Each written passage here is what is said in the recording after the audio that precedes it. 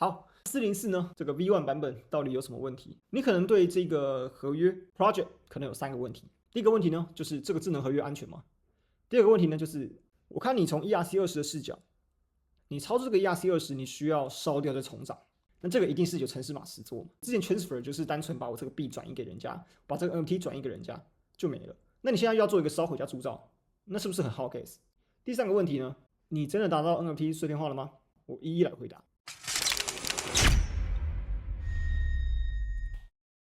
好，今天要跟大家介绍的内容呢是 ERC404。ERC404 它的确解决了 NFT 的一些问题，所以今天我会好好介绍 ERC404。那其实它有2个版本啊，一个是 V1，一个是 V2。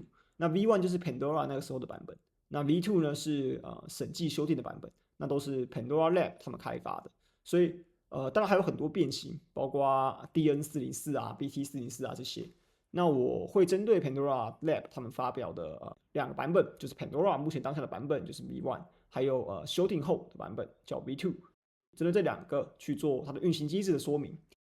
最后面会讲到一些开发上面的解读，他们的智能合约，然后怎么开发一个自己的 ERC404的 V1 或是 V2。所以今天内容呢，不管是前面我讲解流程内容，或是后面讲解程式码内容，我跟大家说明是前面那些讲流程内容呢，基本上我是看完合约之后画出来的动画，所以大家应该会比较明确。基本上我是有合约做背书佐证的。OK， 好，所以我们就开始吧。第一个 outline， 我会先快速说明一下 ERC20 跟 ERC721 是什么。这2个概念，你目前可以直观想到的，它们有什么特性，还有它们可能对应到的项目有哪些。ERC20 你可能想到的会是这些同质化代币，比如说 Curve， 比如说 Uniswap， 比如说 Aave， 这些都是同质化代币。说白了就是它每一个跟另外一个都一样的价值，那就叫同质化代币。那 ERC721 呢？你想到可能是无聊猿，可能是其他图片类型的，对吧？其他图片类型的 NFT， 基本上就是一张图片，然后绑定一个 ID， 它是在链上独一无二的存在的一个证明。好，所以我用一个表格快速的帮大家看一下，它们可能具备哪些特性。第一个是 ERC20 呢，它是同质化，然后每一个 token 都是等价的 ，OK， 都相等的。然后 ERC721 呢，就是非同质化的，每一个 token 都有独一无二的 trait， 就是它的一些 metadata 一些属性，然后还有token ID，OK， 所以你可以看到无聊猿它是10000张无聊猿就有 token ID 5、token ID 199、token ID 9999这些ID 呢，就是那个 NFT 独一无二的 token ID。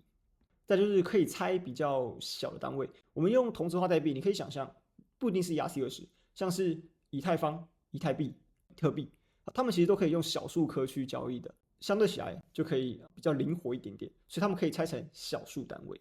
那 ERC721 呢，它就是一个图片就绑定一个 token ID 嘛，那个 token ID 基本上你要交易就是直接把整颗 NFT 转移给人家。你不能是我一张图片，我0.5个 NFT，0.5个编号5的 NFT 转移给别人，这个是 ERC721 的合约里面做不到的事情。好，所以 ERC20 呢就有一个优势，就是它的流动性是好的。那 ERC721 呢就流动性很差嘛？为什么 ERC721 流动性会差呢？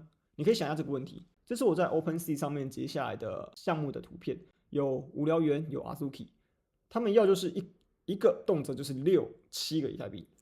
你可以想嘛，小资族有没有机会在便宜的时候先买一点，然后等到牛市的时候先不买，然后这个 NFT 片便宜的时候再买一点，那用这种方式慢慢的把这一个图片凑出来。大家可以想一下 NFT 潜在的问题呢，就是流动性很差，蓝筹项目的单价高，我们不好入手。你要的话就是一次凑齐这个22多的 ETH 直接买进去，不然的话你就只能慢慢存钱。如果等你存到钱的时候，搞不好它已经涨到70去了，就来不及了。所以这是第一个解决买家的问题。那卖家的话，就是你可以让你的 NFT 呢一部分换取流动性，这可能也是对有些持有蓝筹项目的 holder 是一个比较好的一个应用情境。好，所以其实为了解决这个问题啊，其实在 Ethereum 上面其实就有一些 solution 了。第一个 solution 呢，就是 NFT 碎片化。NFT 碎片化呢，你可以想一下，在现在的世界呢，我们会有一间企业，呢，它可以想象成所有权换成一大堆的股票，然后这些股票呢会由投资者买走，所以投资者持有股票就等于持有公司的一部分的份额。投资者呢把公司100% 股票买走，基本上就把这间公司买掉了。好，这是传统世界。那以 NFT 碎片化的例子呢，一个无聊猿，一个很贵的 NFT， 它把它的资产碎片化成 ERC1155或是 ERC20，因为它们都是一个有同质化概念的一个官方标准。所以我把一个虚拟资产，一个蓝筹项目的 NFT 碎片化成1155或是 ERC20这种同质化的资产，接着呢让投资者去做购买。所以这个运作机制大家应该也很好讲，就是我可以在收集到了很多的 ERC20，完整的 ERC20，或是完整的1155，我可以换回去 NFT。那目前在以太坊上面的 Flowing Protocol， 它就是做这件事情啊。你把蓝筹项目呢到他们的平台做 stake 完之后，它就给你 Mu ERC20的 token。比如说，如果你把 BAYC stake 进去，你就可以拿到 Mu BAYC 的这个 token。如果你收集完了这个 ERC20的 token， 完整的 ERC20的 token， 你就可以换回这个 NFT。所以 Flowing Protocol 他们就是你一张 stake 进去，我记得是换100万颗 Mu token 出来，你就可以把一些 Mu token 拿去，比如说 Uniswap 提供流动性，或是去做一些操作。如果你想把 NFT 换回来呢，你就会把这些20的 token 收集回来，然后把它换回来。可是换回来就不一定换到你这个 NFT， 你相同图案的 NFT， 可是可能换到别的 BAYC。好，这是 Flowing Protocol 的事情，它也可以让你锁定说我就是要换回原本那一个 NFT。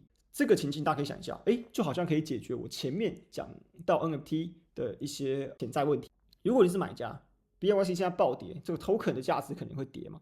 这 token 价值跌的时候，你就可以趁低一点的时候多买一些 token 进来，买一些 ERC20的 token。OK， 就是 Mu token 买，换进来。然后如果再跌，再买。然后等到你换完1颗的时候，你就可以直接换一个 BAYC。这在低一点的时候，有点像是分批进场去换这个 NFT， 基本上就打造了这个情境。好，所以这是 NFT 碎片化。那我们现在进到 ERC404的 V1 版本，所以我用一个 ERC721呢，我可以换成 ERC20， 再用 ERC20呢让投资者去购买。然后大家可以想一下，这个碎片化的运作机制啊 ，ERC721呢有1张合约，对吧？ERC20呢需要1张合约。你是一个 Lending Protocol， 就像 Flowing Protocol， 他们一定有1张运作机制那种合约 Protocol 的合约，所以至少会有第3张、第4张合约出现。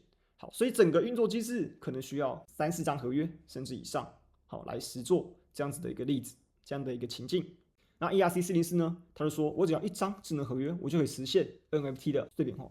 所以看起来话说得很满，说得很大。那我们来看一下它是怎么运作的。ERC404基本上就是同时兼容了 ERC721跟 ERC20的特性，所以我们就用2个视角来看它。我们可以把 ERC404呢想成有721的视角，也有20的视角。好 ，ERC721的视角跟 ERC20的视角，所以这个代币就把它想成正反两面。正面呢就是721的视角，反面呢就是 ERC20的视角。所以我们现在先用 ERC721的视角来看这个币，它其实就像一颗 NFT， 一个图片对应一个 token ID， 它就是一个 NFT。交易呢也只能整数颗交易。如果你用另外一个视角看它，就是 ERC20的视角，它就是一个有很多小数点可以交易的 token。一个 token 呢可能就会是10的18次方个碎片。好，所以这2个是联动的。所以我后面会用动画告诉大家它们是怎么去联动的。好，所以在 ERC404里面有一个特例，跟大家说明一下，有个特例。这个特例的名称叫做 Whitelist， 叫白名单。白名单听起来是好的，对不对？可它的白名单写是这样，就是如果你把某一个地址设成白名单啊，你就不具有 ERC721的视角，你就只能操作 ERC20。好，主要是为了省一些 gas fee。比如说我把我的 ERC404丢到流动池里面，流动池基本上就是一个处理 ERC20的一个地方，里面你不需要让它长出 NFT， 你不需要让它有 NFT 的概念。所以基本上如果你把那个流动池，基本上它不用有 NFT 的特性。OK， 所以它可以透过 Whitelist， 你只要把这个地址设 Whitelist 呢，它就没有721这个视角。那某种层面呢，就可以少执行一些程式码，让 gas fee 比较节省。好，所以我们看一下 ERC404 V1 的运作机制。那我们现在是先从721的运作机制来看，所以我们现在有点像是这个代币呢，我们走721的视角来运作会是什么样子。好，所以我们把721用实体的背景，20用虚的背景，意思就是说，我们现在主要看721怎么运作，顺便带过来，那20的世界会发生什么变化？好，所以如果我们有一个人，我持有2个 ERC404的 token，好，所以我持有多少个呢？我持有2.7颗，2.7颗。以 ERC404的运作逻辑啊，只要是整数颗，它就会还原成一个图片给你。所以如果你持有2.7颗，你就有2个 NFT 的实际图片。OK， 那个0.7不会显示成一个图片，因为它不满1颗，它不满1颗。那另外一个人呢，他没有持有任何的 ERC404。接着我做的事情呢，就是转移。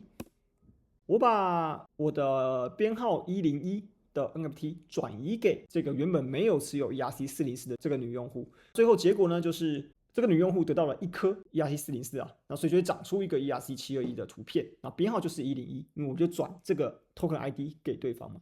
这个男的 user 呢，他就会少掉1颗，完整的1颗。好，这个应该跟大家想法一样，就是这很正常的逻辑。那我们看一下20的世界是怎么改变的。20的世界里面，原本这个男生就是 2.7颗 ERC20的代币，他转了1颗过去给原本没有持有 ERC404的这个女生，转过去之后呢，我的代币数量就变 1.7颗。好，基本上这2个世界一模一样，对不对？叫一模一样。好，那如果我们用20的世界来操作呢？原本这个男生呢，一样是 2.7颗 ERC721，所以有2个图片出现嘛。所以在20的世界呢，它就是 2.7颗 ERC20。接着呢，女生一开始都没有持有任何的 NFT， 没有持有任何的 ERC404。接着呢，我转了1颗币，1颗过去之后呢，我的数量就会变成 1.7颗，对吧？在721的运作呢，会是怎么样？它会把你这个 NFT 的列表里面的最后一个 NFT， 像我的这个列表假设是从左到右，所以最后一个 NFT 就是编号101的这个 NFT， 它会把它直接烧掉，然后呢，在女生的钱包里面重新长一个 NFT。 为什么说重新长？你可以看到我烧掉的跟长出来的，他们的 NFT 的 token ID 是不一样，所以是全新的 NFT 给到这个女生。所以在 ERC404的 V1 版本，他们是这样对应的。ERC20的世界你转移给别人，如果你走 ERC20的世界，你转移给别人呢，如果你数量你整数颗有变，比如说我整数颗从2变1，所以我就会烧掉1颗 NFT。对方的钱包如果多出了一个整数颗，它就会重新长出一个新的 NFT。好，所以有点烧毁重新铸造的这个过程。好，这就是 ERC20世界跟721的差异，其实蛮大的。所以如果你想做到，比如说 NFT 的洗牌其实就是走 ERC20的世界，721就会间接受到影响，就会不断的长出新的 NFT。烧掉是你持有序列里面的最后一个 token ID 的 NFT， 所以这边持有序列是这个男生持有的序列就有2个东西嘛，一个就是5，一个是101。那这个序列是按照顺序排的嘛，所以是先5再101。那我会烧掉最后一个 item， 所以就会烧掉101。好，404呢，这个 V1 版本到底有什么问题？你可能对这个合约 project 可能有3个问题。第一个问题呢，就是这个智能合约安全吗？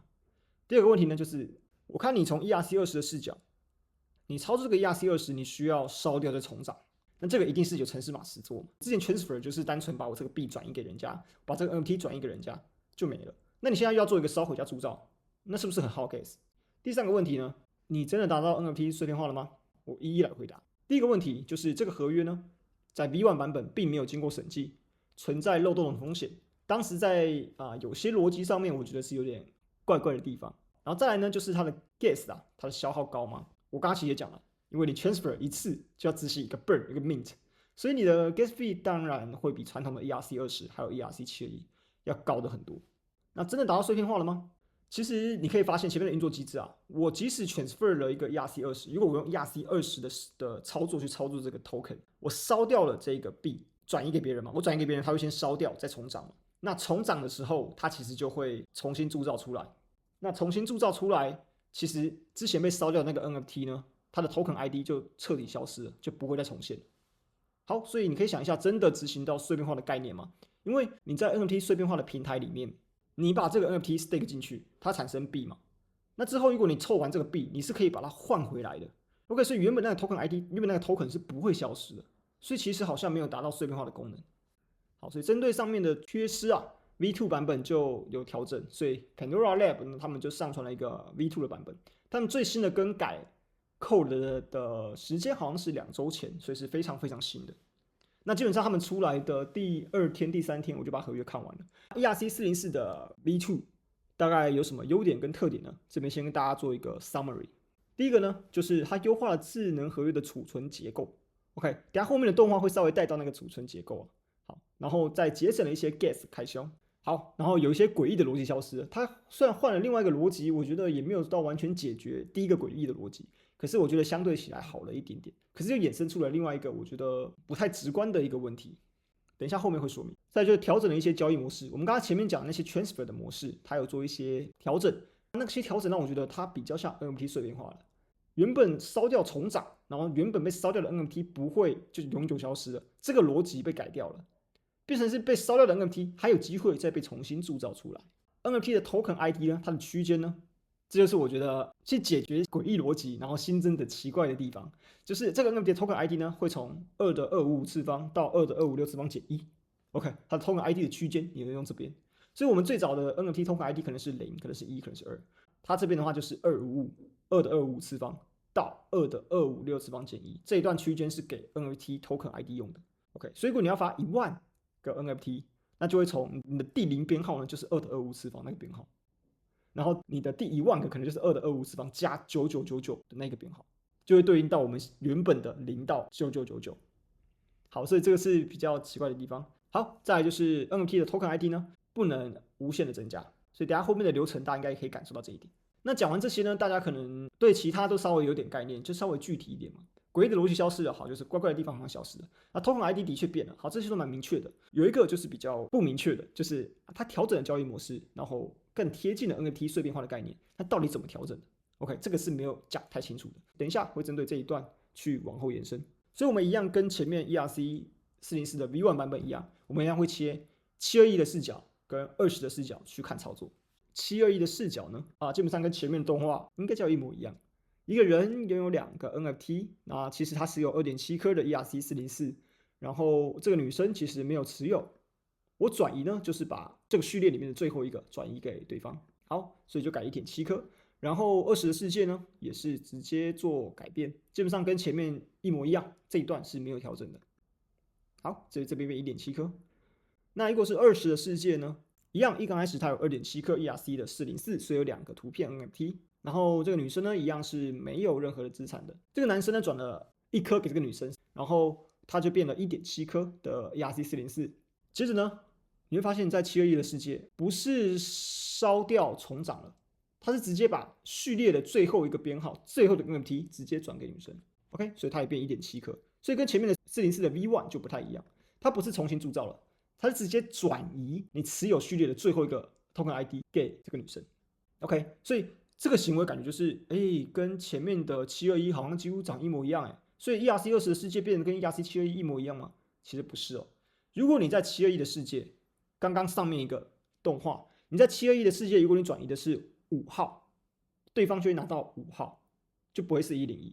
在 ERC20 的世界呢，它会转移你持有序列里面的最后一个，所以它一定会转101。好，所以有一些的不一样。可是大家可以发现，就不是烧掉重涨，就是把既有的做转移。那再来，我们讲多一点不同的情境。一样，一刚开始这个男生持有 2.7 颗，这个女生呢，一刚开始持有的是 0.3 颗的 ERC404。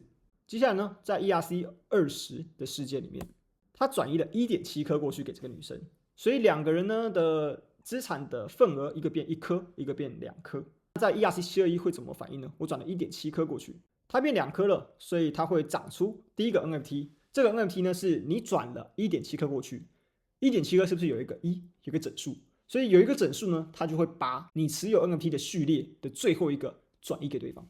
另外一个呢 ,0.7 加 0.3， 因为1颗已经变成一个 NFT 图片了嘛，还剩 0.7 颗拿到了嘛？拿到了加上我原本的 0.3 颗，是不是都起来刚好变1颗？刚好变1颗了之后呢，它就必须长一个 NFT 出来。那这个时候呢 ,ERC714 的 V2 它引进了一个储存空间，大家可以把这个储存空间想成这个储存空间呢，会储存被烧掉的 token 在里面。好，所以假设这个储存空间里面呢，已经有2个 token 在之前的操作，很久以前的操作被烧掉了，一个是108，一个是97。我要重涨嘛，现在我 0.3 加 0.7， 我要重涨一个 NFT， 我就会从这个储存空间看看，里面有没有被烧掉的 NFT 啊？有被烧掉的呢，我从尾巴抽出来，当做新生成的 NFT。就是为什么你的 NFT 如果一开始被烧掉不见了，后面可以还原，因为你被烧掉会进到这个储存空间，要重涨的时候呢，它会从这个储存空间里面从尾巴慢慢的挑出它要重涨的 NFT 的 token ID。好，所以这个是 V2 比较不一样的地方。好，所以我们再来看一个情境，这个初始状况都是一模一样的。这个女生呢，一刚开始也是 0.3 颗，好，从20的世界，我转了 1.8 颗过去。好， 1.8 颗过去，这个男生呢是变 0.9 颗，这个女生呢是 2.1 颗。好，我们看 NLP 的世界发生什么事。女生拿到 2.1 颗，因为我转了 1.8， 1是不是整数？是整数，它就会把它序列里面的最后一个 NFT 丢给女生，所以这个女生就拿到了编号101的 NFT。那接着呢，跟刚刚上面一样，上面一个动画一样，它是不是要重长？是要重长的 NFT。重长这个 NFT 呢，我们就会从上面挑下来，对不对？所以跟刚刚上面的运作模式一模一样。可是我们再来最后检查，这个男生变 0.9 颗，他的5号是不是应该消失？消失就会被烧掉，被烧掉就会被丢到储存空间里面，然后排队看什么时候再被重新长出来。好，所以这个是另外一个情境。好，再来第3个情境，初始状况一样，这个女生有 0.3 个 token， 这一样的哦。所以我转移给她，她变2颗。OK， 我转 1.7 颗过去，她变2颗。那上面的世界呢？一样，我转 1.7 颗过去，整数颗直接转过去，把尾巴丢给她。0.7 加 0.3 变1颗。这时候发现，没有人烧掉 NFT， 这时候怎么办？我没有地方可以捞。当储存空间没有发现没有 token ID 可以直接给他的时候，就会重新长一个新的出来。好，所以这个情境是 ERC 404 V2， 我想过之后，所有的情境我就把它列出来，用动画的方式给大家看，希望大家有理解。这边再补充一个，大家可以发现上面 token ID， 你说Paul， 你前面不是在讲 V2 的特例的时候，你说 token ID 都是2的255次方到256次方减1。那你为什么上面用5号101？那是因为那个数字太大了。如果我举那个数字的话，大家会失焦，所以我就用传统 NFT 的那个编号的方式跟大家说明。可是实际上你在操作的时候都是那种超大的整数。所以讲完这个概念之后，透过这个动画，大家应该对404有比较深的了解。我接下来呢，就是用这2个的差别做一个表格跟大家说明。ERC 404 V1 跟 V2 它们分别有什么差异呢？第一个呢，就是 ERC 404的 V1， 它的 token ID 会烧掉之后就永久不再重现了。OK， 烧掉就烧掉就没了，它的 ID 会是往后叠加，所以烧掉重长的 ID 会比之前出现的 ID 还要数字更多。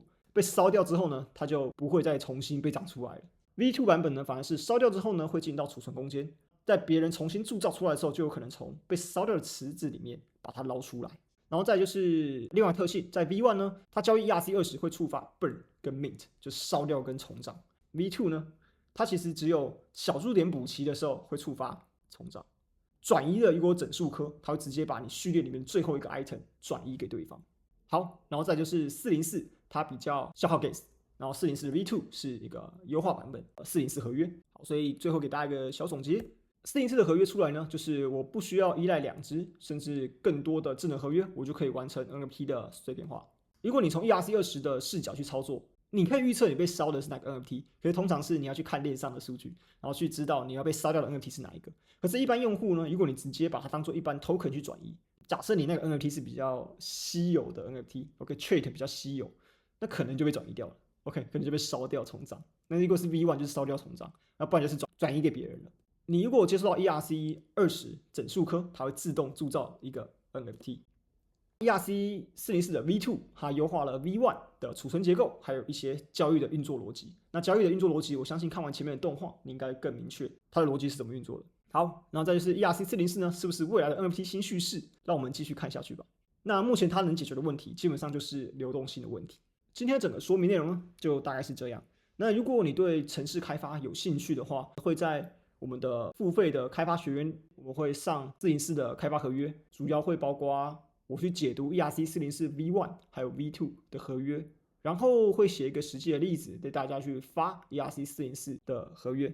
那如果有对开发有兴趣呢，也欢迎加入我们。希望看完前面的内容呢，大家对404有更多的认识。以太坊的迭代速度非常快啊，所以如果有任何的新的协议或新的内容你想要了解的话，也欢迎私讯我们，然后跟我们联络。也可以加入我们的 Discord， 跟我们分享你想听什么样的内容。那也许我们有做了一些研究，就会赶快上来跟大家分享。